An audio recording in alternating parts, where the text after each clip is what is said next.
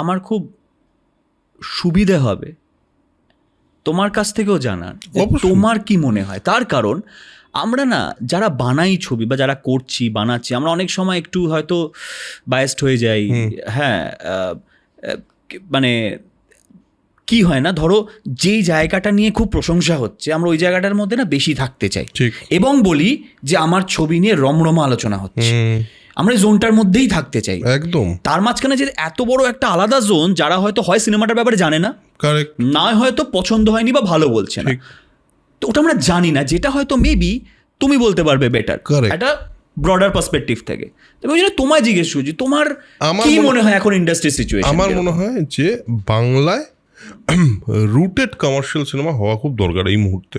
মানে যেই সিনেমাটাকে দেখতে অন্য কোনো দেশের বা অন্য কোনো রাজ্যের সিনেমার মতো দেখতে না, বাংলা সিনেমার কোর যেটা